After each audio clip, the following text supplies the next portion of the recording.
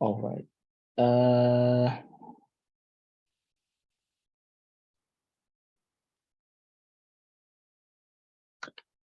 Oke, jadi sekarang kita akan membahas apa yang kita sebut sebenarnya lebih ke arah ini ya, apa namanya, bagaimana kita bisa melakukan optimasi terhadap model machine learning yang kita pakai. Ya, jadi sebenarnya karena kita di kelas ini baru masih belajar probabilistic linear regression model ya. Jadi sebenarnya gini, kalau misalkan kita membahas linear regression model, nanti akan ada beberapa orang yang mengatakan ya linear regression kan sebenarnya bukan machine learning model, tapi lebih ke arah statistik. Cuman yang sudah kita bahas, seperti yang sudah kita bahas kemarin gitu ya, bahwa perumusan linear regression itu bisa kita bentuk sebagai conditional probability, lalu kemudian bisa kita selesaikan secara menggunakan MLP atau MAP atau bahkan Bayesian. Kalau misalkan kita melihat approach dari situ, maka kita bisa berargumen bahwa probabilistik ya, makanya ada namanya probabilistic linear regression model itu ya machine learning model. Dan biasanya untuk memudahkan kita membedakan gitu ya, mana yang statistik, mana yang machine learning, biasanya yang statistik itu disebut sebagai simple linear regression. Lalu juga perbedaannya adalah kalau simple linear regression itu biasanya diselesaikan menggunakan normal equation ya, menggunakan least square. Kalau misalkan machine learning modelnya itu menggunakan gradient descent. Makanya di sini kita akan membahas terlebih dahulu gitu ya, sebelum kita membahas artificial neural networks, kita akan membahas gradient descent terlebih dahulu. Jadi kita akan bahas gradient descent, different types of gradient descent algorithm, generalization, lalu regularization. Ya. Jadi pertama-tama mengenai gradient descent, ya. Jadi sebenarnya gradient descent itu adalah sebenarnya generik ya, very generic optimization algorithm that capable of finding optimal solution to a wide range of problems. Jadi gradient descent ini bisa digunakan bukan hanya probabilistic linear regression model, tapi juga model-model lainnya seperti salah satunya adalah artificial neural networks dan juga deep learning ya.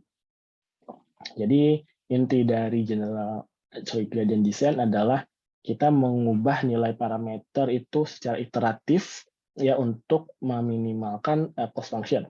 Jadi kemarin kita sudah belajar bahwa kalau kita meminimalkan fungsi MLI dari probabilistic linear regression, kita akan mendapatkan RSS ya, residual sum of square sebagai cost function yang bisa digunakan untuk mengoptimasi model probabilistic linear regression model. Jadi di sini ya meminimalkan cost function. Analoginya adalah kalau misalkan kita berada di puncak atau misalkan berada di sebuah pegunungan atau misalkan hill gitu ya, ya puncak lah.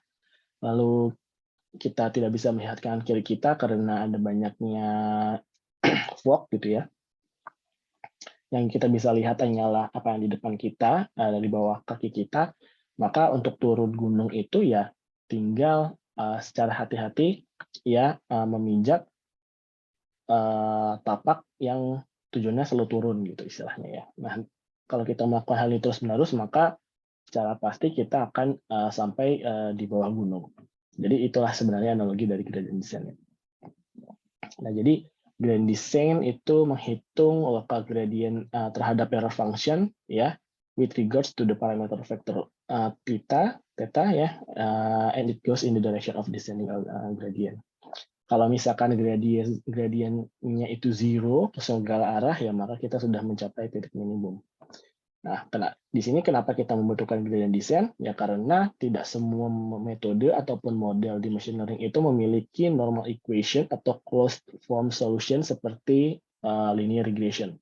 Ya, jadi artificial neural network salah satu contoh paling mudah atau paling terkenal ya, di mana kita tidak bisa mendapatkan atau menghitung normal equation-nya. Jadi kalau misalkan kita ini ilustrasi ya dari gradient descent, maka yang paling utama adalah pasti ya nilai dari tetanya itu biasanya random ya. nilai dari tetanya itu random, maka yang disebut random initialization. Lalu secara gradual, secara iteratif, kita akan mencoba meminimalkan nilai dari cost function ini ya di sumbu Y ini terhadap theta. Ya, jadi cost function ini bisa macam-macam, bisa MSI, bisa dynamic loss entropy, tergantung dari tugas kita yang ingin kita lakukan. Until ya sampai kita menemukan titik minimum. Nah, lalu hal yang penting dari gradient descent itu adalah learning rate, terutama kalau kita menggunakan SGD atau gradient descent yang original. Itu ada learning rate. Ya, learning rate itu sebenarnya seberapa jauh kita melangkah. Ya, jadi kalau misalkan kita melangkahnya kecil-kecil, ya maka akan semakin lama kita sampai ke titik minimum. Tapi kalau misalkan terlalu besar, maka kita bisa pergi ke seberang, ya, diverge istilahnya. Jadi kita malah bisa jatuhnya malah naik gitu. Kalau di sini tulisannya sih jumping across the value. Nah, lalu juga salah satu hal yang harus diperhatikan itu adalah lokal minima dan global minimum. Ya, jadi karena di awal tadi kita sudah harus menggunakan random initialization, maka bisa saja terjadi kita mendapatkan ini titik inisial yang jelek. Ya, jadi contohnya, misalkan kita mendapatkan titik inisial di sini, maka kita akan terjebak di lokal minimum.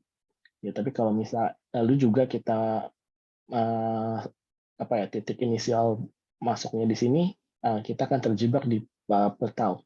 Ya, jadi kita gradiennya itu mendekati 0 untuk segala arah. Jadi kita nggak bisa kemana-mana lagi. Nah, kalau misalkan kita berada di titik ini, maka kita akan mencapai global minimum. Jadi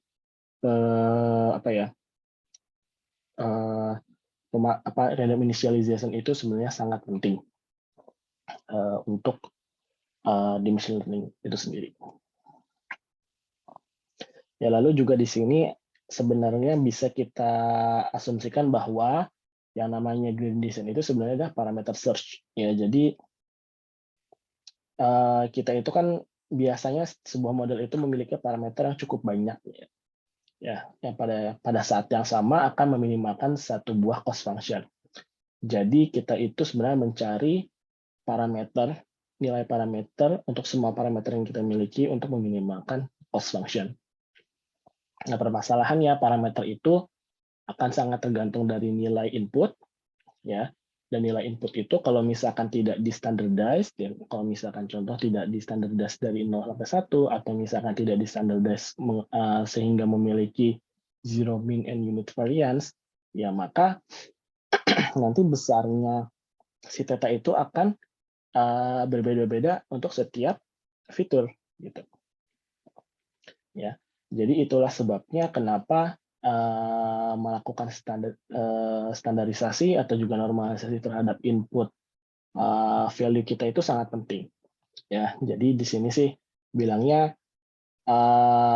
kalau misalkan nilainya itu semua sudah dinormalisasi, maka kita akan memiliki sebuah bowl yang cukup baik, ya sangat baik, ya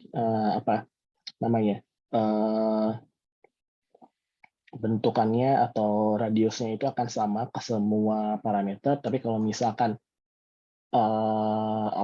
scalingnya berbeda, maka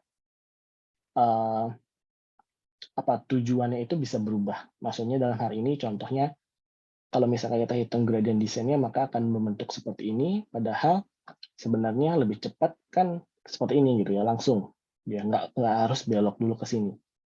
Jadi bisa langsung ke sini. Nah, jadi akan sangat berpengaruh dari cepatnya kita mendapatkan solusi dan juga seberapa bagus solusi yang yang kita dapatkan. Oke, lalu selanjutnya adalah tipe-tipe dari gradient descent. Ya, jadi ada banyak sekali tipe. Dalam artian gradient descent itu tergantung dari berapa banyaknya di sini ya data yang kita gunakan untuk menghitung gradient descent. Ya, jadi Di sini tentu saja untuk melakukan implementasi gradient descent kita harus melakukan komputasi terhadap partial derivatif terhadap ini ya cost function kita di sini MSI ya. Jadi di sini adalah hasil dari derivatifnya, derivation ya. Lalu di sini adalah apa? Ini kan untuk setiap data ya. Nah, kalau di sini adalah partial derivatif untuk jadi bisa dibilang ini nanti kita harus melakukan partial derivatif terhadap setiap parameternya. Jadi kan kalau misalkan parameternya tidak dimiliki, berarti kan nanti kan hasilnya itu nol ya, kira-kira seperti itu. Jadi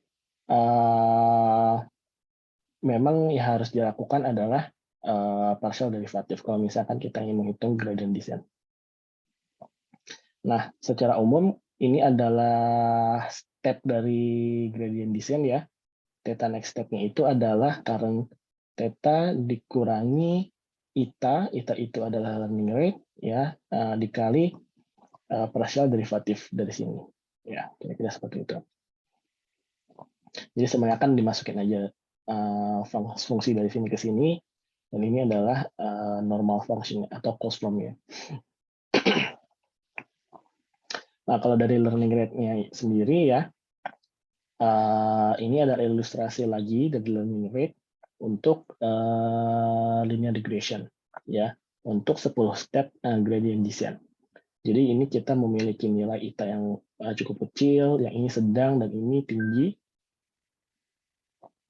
Ya, bisa kita lihat kalau misalkan learning rate-nya kecil, dia itu, jadi titik red dash-nya itu ada starting point ya. Bisa kita starting point-nya sama, yang biru ini adalah step-step berikutnya. Bisa kita lihat dia itu bergerak ke arah data, tapi cukup lama gitu ya. Nah, kalau misalkan learning rate-nya cukup sedang ya, tidak terlalu kecil, tidak terlalu besar, maka bisa kita lihat garisnya itu akan mencapai titik optimum setelah 10 step. Ya, kalau yang di sini kan nggak sampai.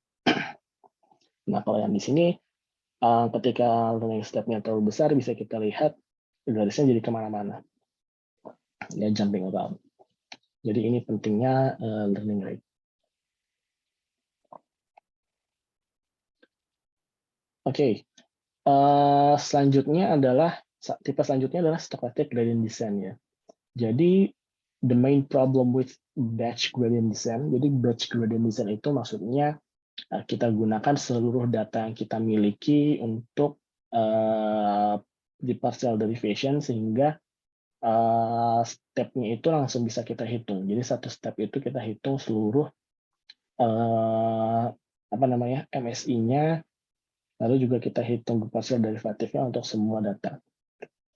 Cuma kalau misalkan kita hitung untuk seluruh data, maka perhitungannya akan semakin lambat, terutama kalau misalkan training datanya itu besar. Ya. Jadi di sini ada yang disebut stochastic gradient descent, di mana kita hanya menggunakan satu data untuk satu data, gitu ya. Jadi kita hitung satu-satu untuk satu kali IPO, untuk satu kali untuk satu kali IPO gitu ya. Tapi pada data yang sama, datanya itu akan kita update setiap satu data. Jadi di sini perhitungan akan lebih cepat, ya, tapi bisa jadi nanti titik optimum yang ditemukan itu nanti tidak sama dengan kalau kita menggunakan batch gradient descent. Ya, di sini adalah ilustrasi dari stochastic gradient descent, ya, di mana bisa kita lihat kalau misalkan ya tadi bisa kita lihat ya tadi itu kalau kita pakai batch gradient descent itu kan dari titik awal sampai ke titik minimum itu kan bisa langsung gitu ya ke sini. Sorry, bentar ya. Oh, oke. Oke, itu kan nggak bisa, jadi kita packing aja. Bentar.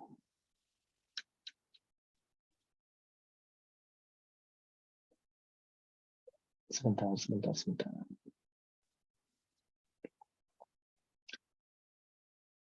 Supaya ada yang error.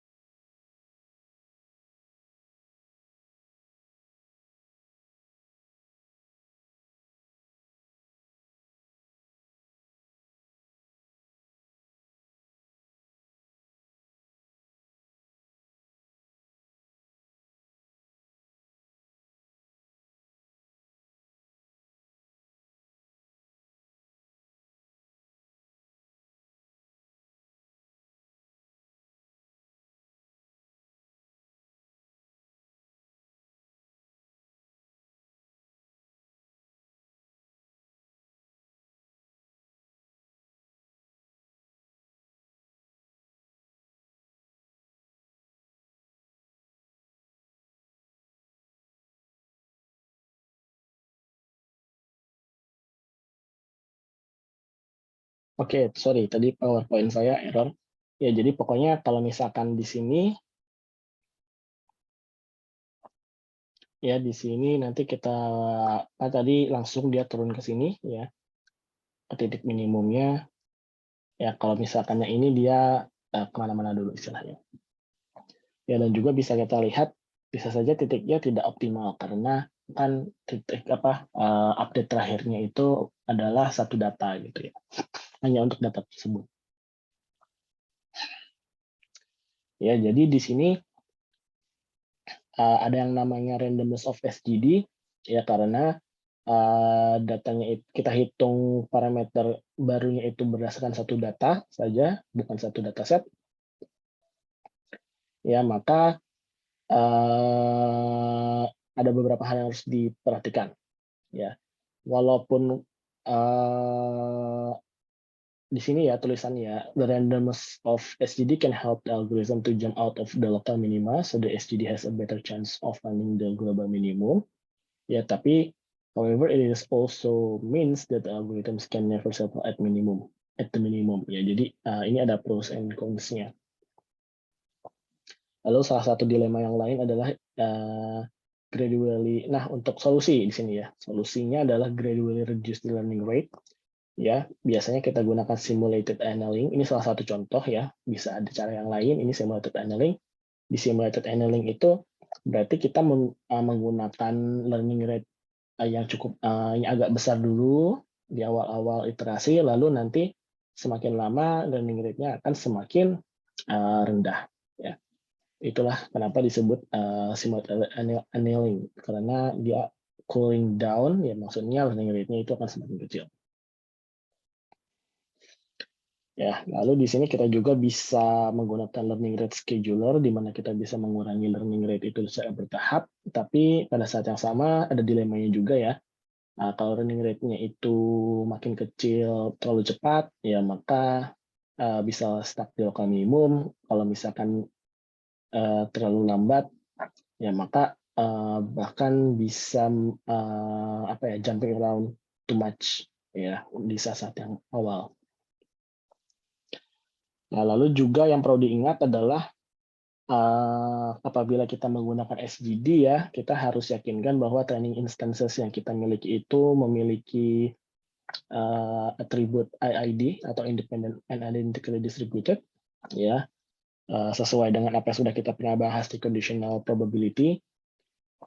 Nah, salah satu cara yang paling gampang ya untuk to ensure this, kalau misalnya kita punya dataset, kita ingin yakinkan bahwa data kita ID, adalah kita selalu shuffling the instances during training. Jadi setiap iterasi kita shuffle, baru kita masukkan SGD, lalu nanti setelah selesai semuanya untuk semua data, pas dimulai di iterasi pertama kita shuffle lagi.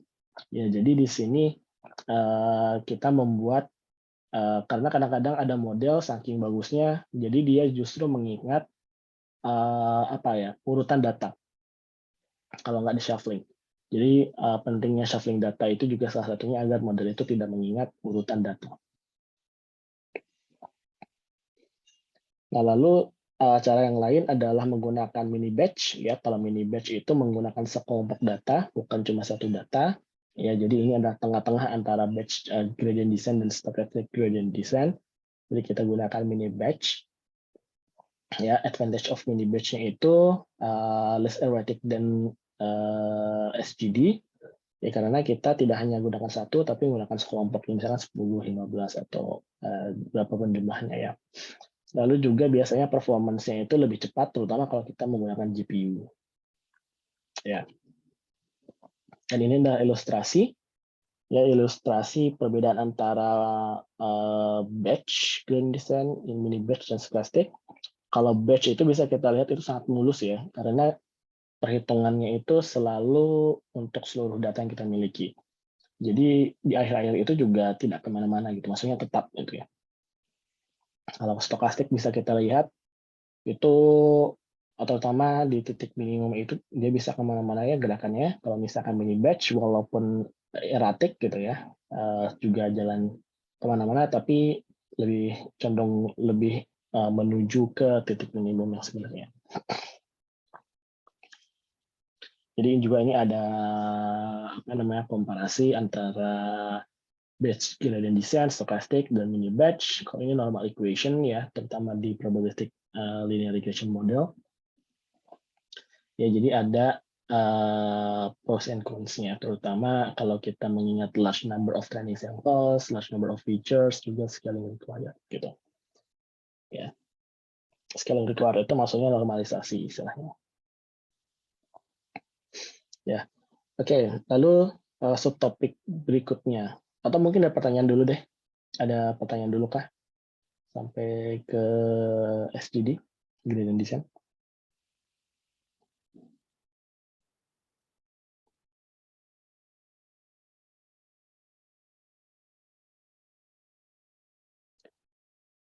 Oke, oh gitu sebentar ya. Sebelum kita lanjutkan, sebentar dulu.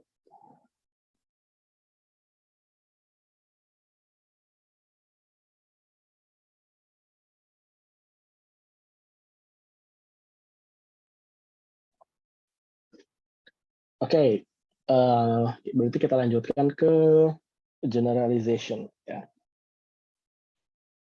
Jadi apa sih itu generalization ya? Jadi harus kita tahu dulu apa maksudnya. Jadi generalization itu sangat penting di machine learning karena yang harus kita ingat lagi-lagi ya bahwa yang kita inginkan adalah memiliki performa yang bagus untuk unseen data atau data yang belum pernah kita gunakan di training. Ya, atau di sini sih ditulisannya general data, ya makanya disebut generalization. Nah, salah satu cara untuk mendapatkan generalization itu adalah regularization. Lalu regularization ini sangat penting, terutama ya kalau misalkan untuk mengurangi apa yang atau mengkontrol apa yang kita sebut overfitting dan underfitting. Ya. Most of the time overfit model do not work well on unseen data. Ya, jadi kalau misalnya kita punya overfit model, biasanya cuma bagus di training data. Pada saat yang sama, kalau underfit model biasanya tidak bagus di testing data atau unseen data. Nah, ini kalau misalkan kita lihat di probabilistic linear regression model ya, ini ilustrasinya bisa kita lihat dengan jelas bagaimana modelnya underfitting dan overfitting. Jadi yang dash biru ini adalah garis sebenarnya ya, dan yang merah ini ya pasti underfitting ya nggak, karena tidak belok sama sekali. Tapi kalau misalkan yang hijau justru kita bisa terlihat terlalu mengikuti data yang ada, dia malah jadi spiking kemana-mana, dan ini kita bisa lihat, bisa kita ya observasinya adalah di overfitting. Ya, jadi di sini yang merah itu adalah polynomial regression degree 1, kalau misalkan yang hijau itu degree-nya 300 ya. Jadi yang satu ini underfitting, yang 300 ini overfitting. Nah, lalu bagaimana kita bisa mendeteksi overfitting dan underfitting? ya. Salah satu yang paling gampang itu cross validation. Jadi kita harus membagi data training kita itu menjadi dua paling tidak ya. Itu adalah training data dan juga validation data. Lalu kita hitung loss function atau cost function itu terhadap training data dan juga validation data. Ya. Jadi di sini kalau misalkan overfitting ini ya, if a model perform well on training data but generalize poorly according to the cross validation matrix. Ya, jadi kalau misalkan di validation datanya kita ternyata loss function-nya tinggi, berarti dia overfitting. Kalau underfitting, modelnya itu memiliki loss function yang sama-sama tinggi atau buruk ya untuk training dan juga validation. Itu underfitting. Atau bisa juga kita lihat dari learning curve ya, di sini dari bukunya.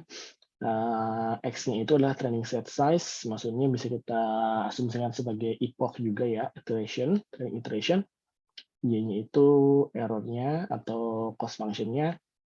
Nah, di sini underfitting-nya itu adalah untuk yang merah itu training, yang birunya adalah validation. Ya bisa kita lihat error-nya sama-sama tinggi. Ya, error-nya sama-sama tinggi. Walaupun sudah beberapa iterasi. Jadi bisa kita lihat dia underfitting. Nah, kalau overfitting di sini bisa kita lihat adanya gap. Ya, gap antara yang biru sama yang merah. Ya, yang merah train itu lebih kecil daripada yang biru, yang validation, maka bisa kita asumsikan atau kita bisa argue bahwa model ini overfitting. Nah, lalu juga harus kita lihat, karena kita membicarakan masalah error ya, yang namanya error itu bisa datangnya dari dua hal. Yang pertama itu bisa datangnya bias ya dan juga variance. Makanya ada yang kita sebut di bias and variance trade-off. Ya. Jadi apalagi kita sedang membahas apa yang lebih ke arah generalization error atau validation error ya. Ini sebenarnya generalization atau validation error. Jadi bias itu adalah biasanya di saat generation error-nya itu karena wrong assumption atau underfitting. Ya, jadi misalkan data kita mengasumsikan datanya itu linear padahal datanya itu quadratic, ya maka pasti modelnya underfitting dan kita bisa katakan bahwa kita menggunakan model yang yang simpel terhadap data yang sebenarnya kompleks ya. Nah, kalau variance maka error itu disebabkan excessive sensitivity to small variations in the training data. Jadi lebih ke arah overfit. Ya, jadi misalkan yang harusnya datanya linear, tapi kita menggunakan datanya polinomial degree 2 misalkan. Yaitu maka akan terjadi overfitting. Nah, ada lagi sebenarnya juga irreducible error atau uncertainty. Ini biasanya lebih ke arah noisiness of the data itself. Ya, jadi kalau misalkan datanya memang ada sedikit variasi, maka nanti pasti akan ada error. Cuma kalau misalkan errornya itu masih berada di dekat misalkan di linear regression ya, kalau misalkan datanya itu masih berada di sekitar predicted line gitu ya, ya berarti errornya itu disebabkan apa yang disebut sebagai uncertainty atau irreducible error. Ya. Nah, ini ada ilustrasi dari bias and variance trade-off ya. Jadi ini juga bisa ada hubungannya dengan capacity of as number of parameters atau number of degree of freedom-nya. Jadi ini adalah optimal capacity, ini adalah capacity. Jadi kita bisa aja cek, misalnya mulai dari polinomial 1, 2, atau polinomial 0, 1, 2, 3, 4, 5, 6, sampai selanjutnya. Ya, lalu kita cek validation error-nya. Ya, setelah kita cek validation error-nya, maka kita bisa bagi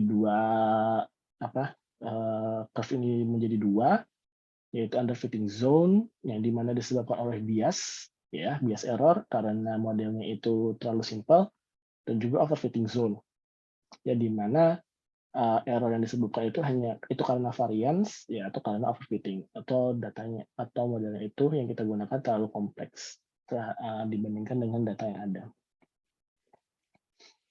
Oke, jadi itu generalization.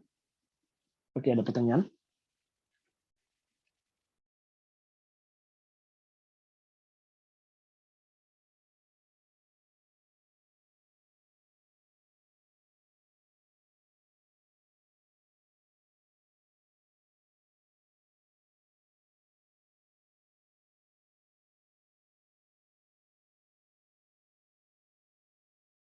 Oke, kalau nggak ada kita lanjutkan ya. Berikutnya adalah regularization. Ini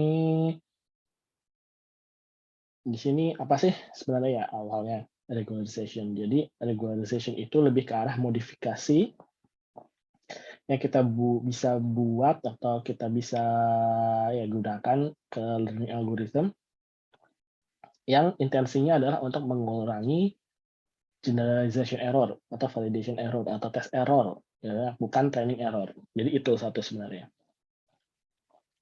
Jadi yang harus kita ingat regularization itu untuk mengurangi generalization error. Jadi misalkan untuk linear model ya, misalnya probabilistic linear model, regularization biasanya dapat dilakukan dengan limiting the weights of the model.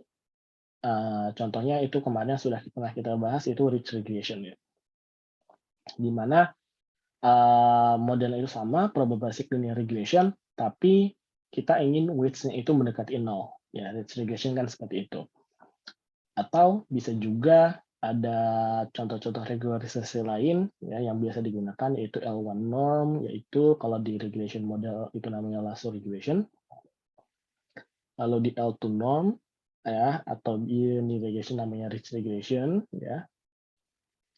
Lalu bisa juga kita gunakan elastic net, yaitu kombinasi antara L1 dan L2 norm, lalu juga atau kita bisa gunakan Aristotle. Ya, jadi di L1 norm biasanya kita kalkulasikan as sum of the absolute value of the parameter. Ya, jadi lebih ke arah sebenarnya hampir sama ya. Kita ingin mendapatkan supaya parameter itu mendekati 0, tapi kita gunanya absolute value ya. Ya, jadi di sini kenapa namanya lasso itu karena namanya itu least absolute shrinkage and selection operator regression. Ya, makanya singkatannya adalah lasso. Dan ini adalah cost function-nya ya. Jadi sama, mirip, terutama kalau untuk yang di probabilistic linear regression ya. Ini MSI ditambahkan sebuah regularization term di mana alfanya itu adalah hyperparameter dan jadi seberapa besar regularization yang kita gunakan. Lalu di sini adalah lassonya. Maksudnya apa namanya? Ya regularization term-nya. Ya. Nah, ini adalah visualisasinya. Ya, ini di degree ini linear, ini di high degree. Ya, jadi kalau misalkan alfanya sama dengan 0 itu adalah linear regression biasa ya sebenarnya. Nah, kalau misalkan 1 maka sebenarnya di sini sih jadi punish-nya terlalu besar ya. Jadi bisa kita lihat jadi malah apa ya? Untuk setiap X nilainya itu sama gitu ya. Nah, kalau misalkan di sini, kalau misalkan di high degree bisa kita lihat, walaupun masih tidak mengikuti garis yang meliuk-liuk gini ya, sorry, sebenarnya kan yang hijaunya, apa maksudnya, yang biru ini kan sebenarnya overfitting, ya. Ini di sini nggak ada garis yang sebenarnya sih sebenarnya ya. Soalnya yang biru ini kan sebenarnya pakai alpha 0. Jadi bisa kita lihat yang tadinya dia meliuk-liuk gini, ya, terlalu overfitting terhadap data di mana-mana. Nah, ini menjadi cukup bagus ya, mengikuti secara general datanya seperti apa. Nah, kalau L2 norm sendiri ini sangat mirip dengan ridge regression ya, berdasarkan dari kalau misalkan kita balik lagi ke pembahasan minggu-minggu yang lalu, itu berdasarkan menggunakan prior distribution, bla bla bla. Tapi secara umum ya di cost function itu ditambahkan regulation term seperti ini. Dan ini juga sama visualisasinya. kurang lebih ya. Dan bisa kita lihat dibandingkan dengan tadi yang L1 norm, L2 norm itu lebih bisa meliuk-liuk jadinya ya sebenarnya di sini. Ya kalau yang tadi kan cuma lurus seperti ini, set ke atas ini ya. Nah kalau misalnya ini lebih bisa mengikuti datanya walaupun tidak terlalu overfit. Ya ini cuma secara geometris aja. Biasanya kenapa lebih dipilih L2 norm dibandingkan L1 norm karena biasanya kalau L1 norm itu jumping around di global minimum, kalau misalkan L2 norm itu lebih stabil. Jadi bisa kita lihat dia langsung turun ke titik minimum. Nah kalau ini adalah elastic net ya, itu lebih ke arah kombinasi L1 dan L2 norm. Ya bisa kita lihat ini L1 norm, ini L2 norm. Perbedaannya R, kita punya R ya, R-nya itu adalah control the mix ratio between the ridge regression and then lasso regression. Oke, jadi itu hyperparameter, jadi harus ditambahkan hyperparameter lagi. Nah, kalau misalkan ditanya regulasi seperti apa yang digunakan, biasanya secara umum pastikan gunakan paling tidak sedikit regularization sehingga model kita tidak terlalu overfitting ya. L2 norm itu seperti yang sudah dijelaskan biasanya lebih bagus di titik optimumnya, tapi pada saat yang sama kalau ini cuma ngomongin untuk yang probabilistic linear regression ya, biasanya kalau enggak ridge regression, elastic net. Soalnya kalau misalkan cuma pakai lasso itu terlalu erratic, terutama di saat nilai loss function itu sudah kecil. Lalu salah satu trik untuk regularization juga ada early stop. Di early stopping ini cukup mudah dilakukan ya. Jadi kan kita sudah membagi dataset kita itu menjadi dua. Yang pertama itu training, yang ini ada lagi testing atau validation. Nah, kita itu setiap iterasi menghitung error untuk setiap training data dan juga validasi. Nah, kita bisa berhenti iterasinya atau memilih model yang mana itu melihat dari kurva yang membandingkan antara training loss sama validation loss. Jadi di sini contohnya yang biru itu adalah validation loss, yang merah ini adalah training loss. Ya maka bisa kita lihat overfitting itu terjadi kalau validation loss-nya itu kemudian naik, padahal training loss itu masih turun. Jadi itu adalah salah satu tanda overfitting, ya, dan itu kita bisa berhenti aja di titik di mana model kita menghasilkan validation error yang lebih kecil.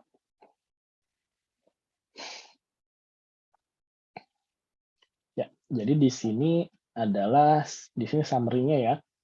Kita sudah melihat bagaimana regression model itu dioptimasi menggunakan cost function dan juga gradient descent. Ya, jadi ID-nya itu akan tetap sama untuk neural networks dan deep learning.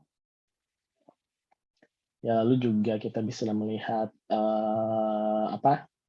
stochastic, mini batch, and then also di stochastic gradient descent.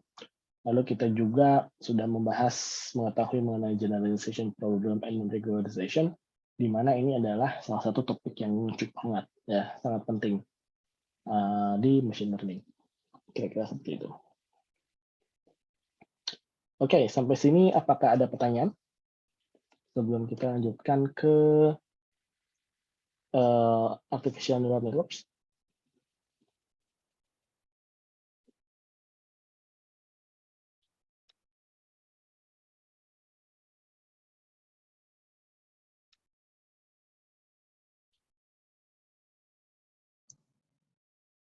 Silahkan Bu Yova ya. Oh, enggak. Saya sebenarnya masih belum jelas itu perbedaannya ridge regression sama satu lagi apa tadi ya? Sama lasso regression. Iya. Ya, sebenarnya kalau di sini sih Ini ya, maksudnya kalau ridge regression itu kan sudah kita bahas sebelumnya, itu kan bisa kita bentuk menggunakan menambahkan prior distribution gitu ya, terus kita bisa hitung menggunakan MLE gitu. Jadi sebenarnya di sini sih, apa namanya, sama aja. Jadi kalau misalnya di sini kita cuma kita itu sebenarnya kita bisa lihat, kita juga sama-sama meminimize nilai parameternya, ya kan Bu Yova? Cuma kita meminimalkannya menggunakan square-nya. Jadi square value dari parameternya itu harus mendekati 0. Jadi sebenarnya kalau square itu kan kalau misalkan nilai itu semakin jadi power of 2 gitu ya Bu ya. Jadi kan semakin besar punishment-nya. Jadi perbedaannya adalah dia itu sebenarnya lebih cepat masuk apa namanya punishment-nya lebih tinggi gitu.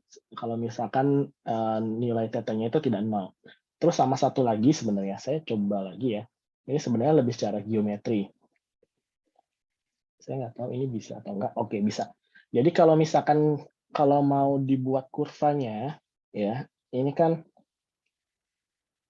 sorry, ini kurvanya, ini nilai Y, ya, di sini ada nilai theta, dan di sini adalah misalkan theta, harusnya theta kuadratnya ya. Ini kalau misalnya kita buat kurva, kira-kira kan seperti gini, Bu, bentuknya ya, kurvanya itu. Ya. Jadi nanti ini ada alasannya. Ini ada alasannya kenapa dia itu berhentinya cukup bagus gitu ya. Karena ya di kurvanya dia juga seperti ini Bu sebenarnya. Ini secara geometri ya Bu. Jadi nanti misalnya titiknya di sini, nanti dia turun ke sini, ini turun ke sini. Jadi di setiap titik ini pada dasarnya dia selalu memiliki nilai gradien. Kalau misalkan di lasso, ya kalau di ridge. Kalau misalkan di lasso, kita lihat sebenarnya sama-sama menginginkan nilai dari tetanya itu mendekati 0, tapi dia menggunakan absolute value gitu. Jadi di sini adalah absolute value. Nah, kalau misalkan kita bentuk secara geometrinya, secara di ini ya. Nah, ini bentuknya itu kan seperti ini, Bu. Nah, nanti kalau misalkan kita hitung gradiennya, kalau misalkan nilainya X, nilai tetanya itu positif atau negatif, ya itu gradiennya ada. Cuma kalau nilai tetanya itu 0 di sini, Bu, itu kan nggak ada, nanti dia nggak ada gradiennya sebenarnya. Dia nggak ada gradiennya. Makanya nanti kalau misalkan gradiennya udah mendekati 0, atau itu nanti dia akan loncat ke sana, ke sini, ke sana, ke sini, ke sana, ke sini gitu. Jadi dia tidak bisa benar-benar di titik tetanya itu 0 sebenarnya. Dan itulah sebabnya dia ini nanti ke titiknya itu dia jadi apa ya, erratic gitu lah istilahnya. Kira-kira seperti itu Bu. Jadi saya juga kurang paham sebenarnya maksudnya penurunannya seperti apa untuk mendapatkan ini ya, untuk mendapatkan termnya ini. Saya juga kurang paham dapatnya di mana. Kalau misalkan yang saya tahu cuma di ridge regression ini sebenarnya kan lebih ke arah kemarin ya. Kita tambahkan prior distribution, lalu kita turunkan MLI-nya, kita dapatkan ini. Kalau lasso, secara saya jujur saya kurang tahu. Gitu. Nah, dari sini ya, dari apa yang sudah saya jelaskan secara geometri itulah kenapa di sini untuk regression ya terutama disarankan kalau tidak ridge itu elastik. Alasannya yang tadi, jadi kalau tetanya itu sudah mendekati 0, itu nanti tetap ada gradiennya. Kalau misalkan nanti cuma pakai lasso nanti kan nggak ada, terus malah jadi takutnya jumping around, maksudnya nggak masuk ke titik minimumnya gitu ya. Jadi itu. Jadi memang disarankan lebih baik menggunakan, terutama untuk regularization, menggunakan paling tidak ridge, atau kalau misalkan tetap mau menggunakan lasso, gunakan juga keduanya gitu, elastik gitu, supaya nanti tetap lebih bagus hasilnya. Gitu Bu, kira-kira. Mudah-mudahan kejawab ya Bu ya. Oke, Makasih. ya, sama Bu Yufa. Oke, ada lagi pertanyaan?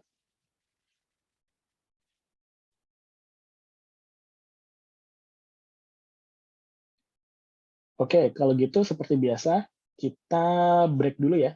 Kita break dulu kira-kira 5 menit, nanti kita lanjutkan lagi di jam 4:05. Oke, terima kasih.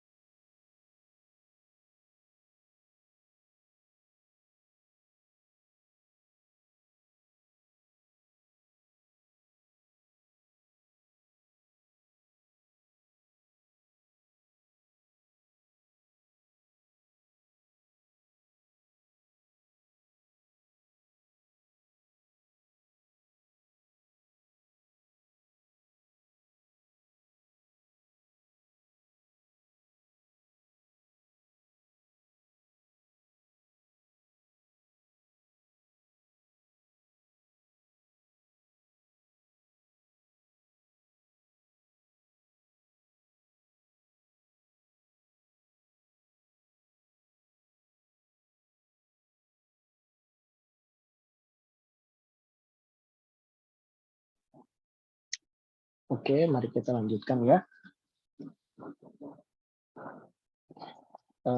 Jadi kita akan masuk ke materi artificial neural networks. Jadi pertama-tama kita membahas apa itu artificial neural networks, lalu bagaimana cara kita bisa melakukan optimasi terhadap model artificial neural networks, lalu juga melihat apa saja problems dari artificial neural networks. Oke, yang pertama apa itu artificial neural networks ya? Jadi sebenarnya kenapa disebut neural networks? Karena secara apa ya? Sebenarnya dulu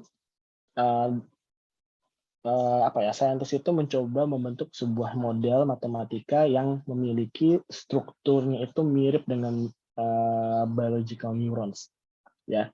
Jadi bukan secara fungsi tapi secara struktur, ya. Jadi secara struktur ingin memiliki model yang bentuknya itu mirip dengan biological neurons.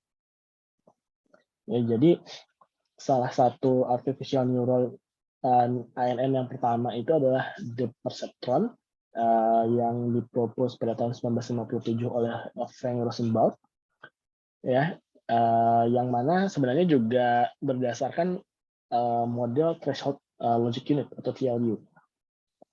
Jadi ini adalah model TLU itu sendiri, di mana kita ada beberapa input, ya di sini contohnya ada 3 input, lalu kita ada weights ya, weights yang untuk setiap input, lalu ada processing neuron. Ya, processing neuron ini sebenarnya nanti akan menghitung weighted sum antara input X dan weights ya. Lalu setelah ada weighted sum, lalu ada juga step function, di mana sebenarnya itu lebih ke arah nonlinear function ya.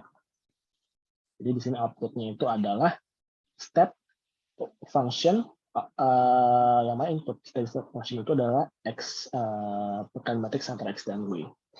Nah, kalau misalkan perceptron itu adalah memiliki beberapa TLU gitu ya di dalamnya. Jadi di sini ada input, di sini contohnya ada 2, ini ada input layer ya, lalu juga ditambahkan bias neuron, selalu nilainya 1 ya, lalu semua itu masuk ke TLU. Ya, di mana di sini nanti akan menghitung output-nya. Nah, kalau misalkan update-nya sendiri itu mirip dengan gradient descent ya. Ini di sini, di mana nilai dari W untuk setiap J dan I, ya maksudnya ini J itu adalah indeks dari W, I-nya itu adalah nanti apa namanya? Sorry, J itu adalah beta ya. Beta, I-nya itu adalah sorry, I-nya itu adalah input neuron keberapa, dan J itu adalah output neuronnya, ya karena nanti berhubungannya itu ke input dan output, ya mohon maaf, itu adalah W sebelumnya ditambah perkalian antara ITA, interval rate, dan ini adalah errornya, ya antara Y dan theta Y. Theta Y ini adalah prediksi, dan ini adalah input X ya, XI-nya berapa. Jadi sangat mirip dengan gradient descent. Nah, permasalahan dari perceptron itu adalah pada saat itu ya, tidak bisa melakukan solving terhadap problem-problem yang sebenarnya trivial untuk manusia. Contoh adalah export, ya, explosive OR. XOR ini sangat gampang untuk manusia, tapi tidak bisa di-solve oleh perceptron. Alasannya adalah XOR ini tidak linearly separable. Jadi ini adalah ilustrasi dari XOR ya. Kalau nilainya 00, outputnya 0. Kalau 01 nilainya 1. 10 itu outputnya 1. Dan 11 outputnya itu 0. Bisa kita lihat untuk klasifikasi ya, berarti harus ada decision boundary, dan kita bisa lihat ya kita tidak bisa membentuk linear separation atau linear decision boundary untuk non-linear separable problem, not linearly separable problem, sorry. Ya, nah jadi ini perceptron itu tidak bisa digunakan untuk solving XOR problem.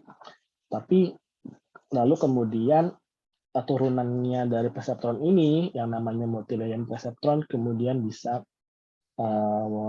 solving this problem.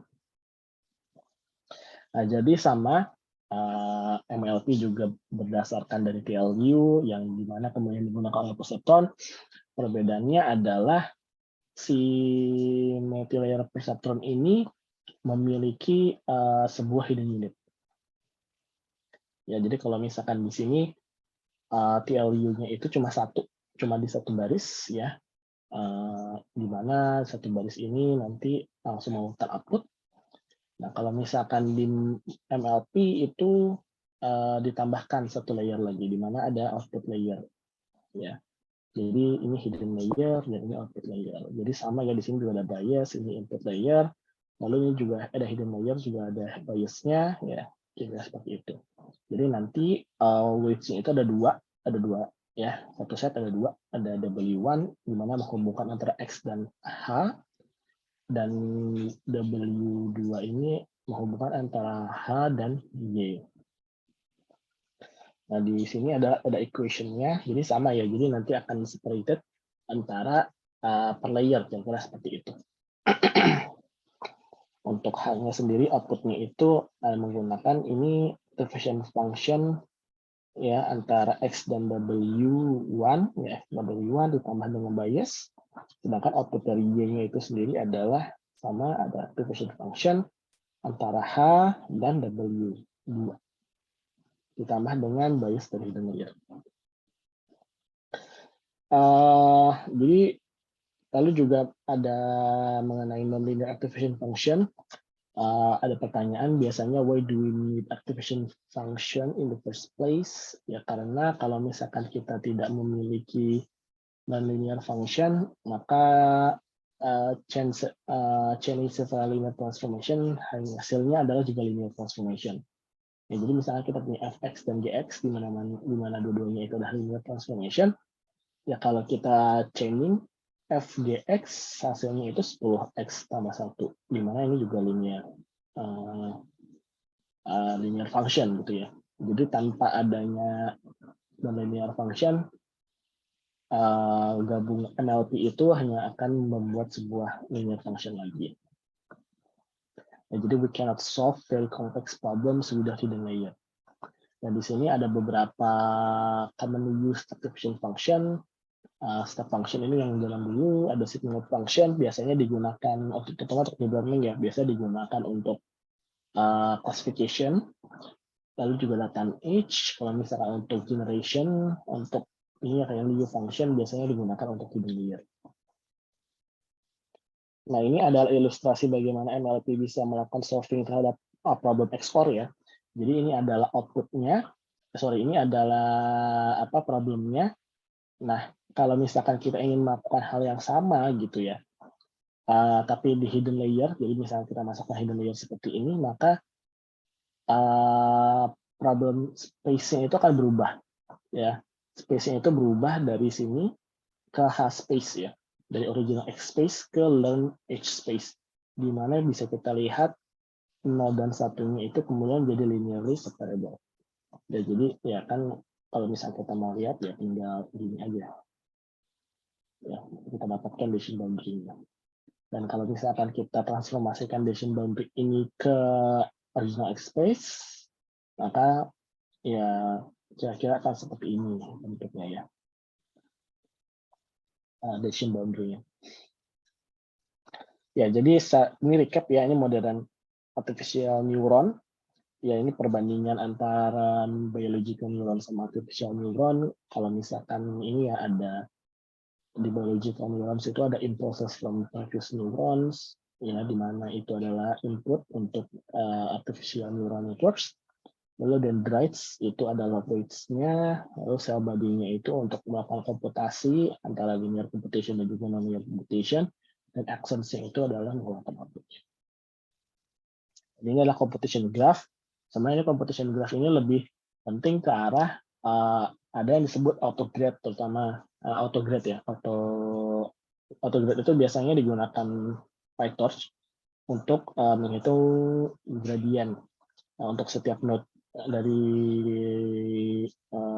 machine learning ANN model yang kita buat gitu. Jadi dengan ada computational graph kita bisa lakukan derivatif untuk setiap komputasi secara berurutan gitu. Ya, dan lalu kalau misalkan kita mau bandingkan antara NLP dan deep neural networks, ya maka NLP can be trained using backpropagation and gradient descent, just regression models. The good thing about NLP, yeah, we can have as many neurons as possible in a layer we want, depending on the task ya. Jadi more neurons mean bigger networks. Jadi contohnya di sini ya. Di sini kita bisa lihat di satu layer ini ada 2 neuron di hidden layer-nya. Ini bisa kita tambahin, bisa punya 5, bisa punya 10 gitu. Dan semakin besar maka bisa kita bilang bigger networks. At the same time, we can have as many hidden layers as we want depending on the task. More hidden layers mean deeper networks. Jadi kalau di sini contohnya kita cuma punya satu hidden layer ya. Kita bisa tambahkan ya beberapa sebelum output layer. Ya semakin banyak hidden layers semakin dalam ya. More hidden layers mean deeper networks. Drawbacks dari NLP-nya sendiri itu too many hyperparameters to weak. Sebenarnya bukan too many hyperparameters to weak ya, tapi lebih ke arah many parameters to weak. To tweak, sorry. Jadi banyak banget parameter yang harus kita tweak untuk mendapatkan solusi. Jadi cukup lama untuk apa ya? Untuk dicari solusinya. Ya, jadi ini drawback dari NLP. Ya, jadi sebenarnya deep neural networks itu atau deep learning itu adalah deeper version dari NLP dengan teknik-teknik modern untuk menyelesaikan beberapa masalah pada saat kita memiliki NLP yang sangat dalam. Kira-kira seperti itu. Dan di sini kita akan membahas atau melihat bagaimana NLP dan deep neural networks itu digunakan di computer vision. Oke, berikutnya adalah optimizing the artificial neural networks ya. Di sini jadi untuk melakukan optimasi ANN itu kita harus melakukan backpropagation ya. Jadi di sini training itu sebenarnya kan finding the best weights for each unit ya. Dan setiap training instance atau mini batch backpropagation performs. Jadi setiap misalkan kita punya 100 data untuk training, lalu kita gunakan 10 data untuk mini batch ya. Untuk step mini batch, jadi setiap 10 data itu kita lakukan apa yang disebut satu backpropagation operation. Jadi satu backpropagation operations including are first forward pass, second one is error measurement, and then reverse pass, and then gradient descent step. Ya, kalau misalkan yang pertama itu forward pass itu cuma melakukan passing data kita dari input layer sampai ke output layer. Ya, jadi ini lebih ke arah prediction menggunakan weights yang sudah ada. Kalau misalkan iterasi yang pertama berarti menggunakan weights yang initialization ya inisialisasi pertamanya. Lalu setelah kita forward pass kan kita dapat outputnya. Lalu kita bandingkan atau hitung errornya ya terhadap label aslinya ya. Jadi kita hitung error measurement-nya. Lalu yang ketiga, langkah ketiga adalah reverse pass. Jadi kita balik lagi mulai dari output layer sampai ke input layer untuk menghitung, mengukur kontribusi error untuk setiap koneksi. Dan di setiap koneksi itu nanti kita hitung gradient descent-nya, gradient descent step-nya. Jadi kita tweak secara di setiap unitnya itu untuk mengurangi error. Ya, jadi ini adalah visualisasi ya dari training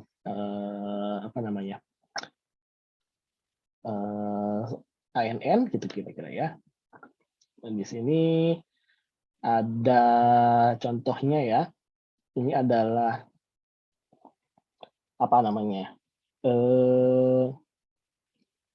arsitektur yang kita miliki, ya. Ada input layer, hidden layer, dan output layer. Ya, lalu di sini kita ada data yang kita miliki ya, misalnya kita cuma punya 3. Lalu activation function-nya itu lebih ke arah step function ya. Ini 1, nilai output-nya keluar 1 kalau X-nya itu lebih besar daripada 0, sedangkan kan nilai 0 kalau X-nya itu lebih kecil sama dengan 0. Ya, jadi di sini kita input datanya itu adalah 110 dan labelnya adalah 1. Jadi di sini adalah 110 ya. Dan di sini weights yang pertama initializing itu 0 semua misalkan ya. Maka di sini kita harus menghitung nilai output dari H1 ini dan H2 untuk hidden layer ya. Jadi kita hitung untuk H1 itu adalah summation dari XI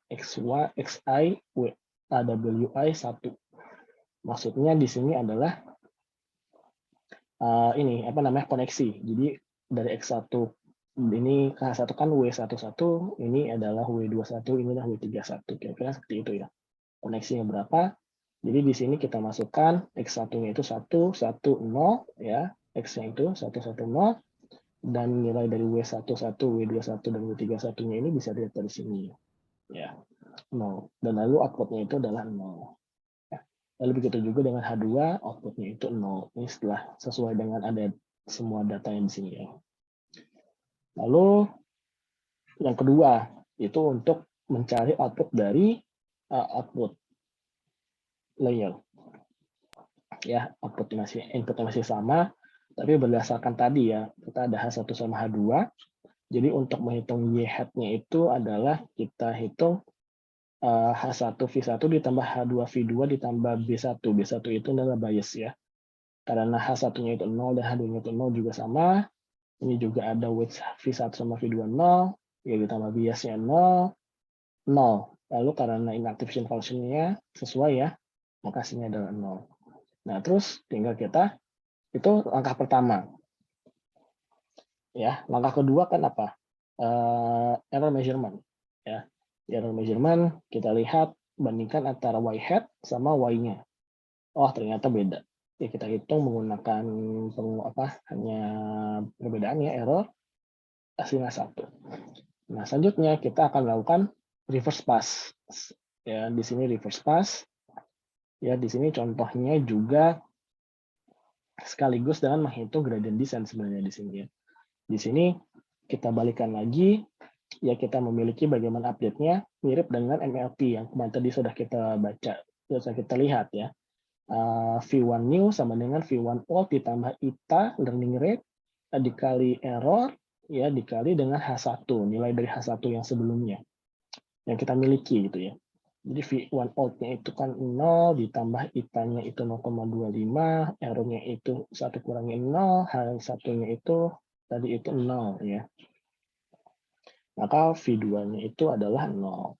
Lalu begitu pula dengan H2. Untuk V2-nya juga 0 jadinya ya. Yang barunya. Lalu untuk B1-nya ini di sini kan juga ada weights ya sebenarnya. Sebenarnya bukan weights-nya, tapi maksudnya lebih ke arah nilai B1-nya. Iya, di sininya ya. Nah, di sininya B-nya ini kita update lagi jadi 0,25. Kira-kira seperti itu. Nah, begitu juga nanti untuk di sini ya, reverse pass-nya sama kita hitung masing-masing ya. Masing-masing kita dapatkan berapa. W1-nya itu 0,25 ya. Lalu W12-nya 0,25, 0,25, 0,25 dan 0.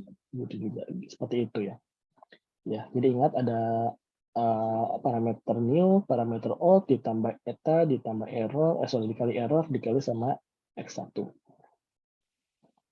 X1 itu maksudnya data yang pertama ya. X1-nya di sini. Sorry, jadi bingung nanti. Nah, setelah itu lanjutkan ke data kedua, gitu. Ya, ada data kedua, sama seperti tadi kita masukkan ke H1, ke H2, memakai weights yang baru. Terus juga begitu untuk output layer, ya. Lalu kita dapatkan Y hat-nya, ya. Lalu kita lihat errornya. Oh, ternyata errornya -1. Lalu kita lanjutkan jadi reverse pass, sama ya seperti tadi. Begitu pula, gitu juga sama ya. V1 kita dapat new-nya 0, V2-nya 0, V1-nya diupdate. Ya, lalu juga W1 masing-masing weights-nya ini kita update lagi. Jadi kita punya weights yang baru. Nah, begitu pula untuk data yang terakhir, ya kita forward pass, ya kita dapatkan H1-nya, H2-nya, lalu kita masukkan ke Y-head, kita dapat ya, oh ternyata error, nya 1, ya lalu kita update lagi, ya begitu aja terus, ya. Itu untuk satu kali iterasi training, satu epoch ya. Nah, lalu untuk prediksi sendiri, misalkan contohnya ya, kita sudah punya train weights, lalu ini juga ada tes data, bisa kita tes datanya baru, beda ya. Ya tinggal kita forward pass aja kalau prediction. Kita dapat keluaran H1-nya 1, H2-nya 1, Y-head-nya itu kemudian 1, lalu kita lihat prediction-nya berapa. Kira-kira seperti itu. Lalu untuk di sini ya H1-nya berapa, H2-nya berapa, tergantung dari inputnya. Kita punya Y-head, output-nya berapa, ya lalu bisa kita lihat error rate-nya terhadap azimuthnya 0,5. Kira-kira seperti itu.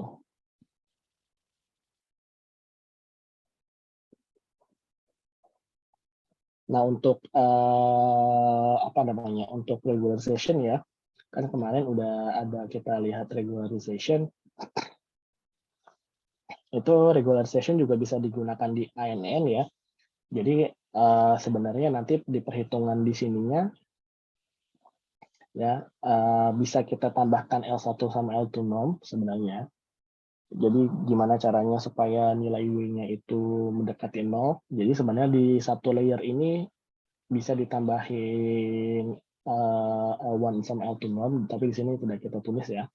Ini supaya kita memiliki ANN yang paling mudah, supaya nggak bingung. Lalu juga di sini ada harus yang kita lihat adalah kita harus menggunakan error function yang paling cocok untuk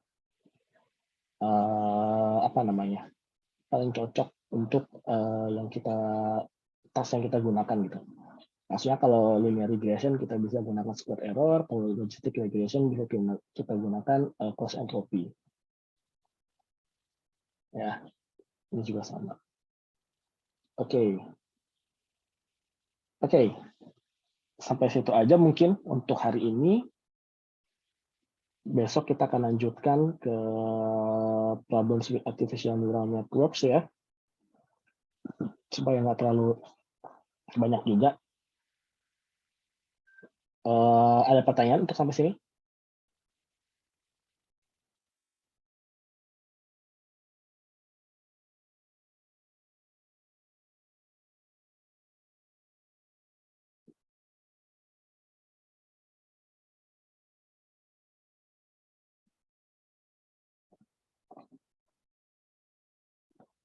Oke, kalau nggak ada pertanyaan, kalau begitu kita tutup sesi hari ini. Sebelum saya tutup, seperti biasa chat ya, di apa aja di kolom chat, nanti supaya saya tahu kalian ada atau tidak, hadir atau tidak.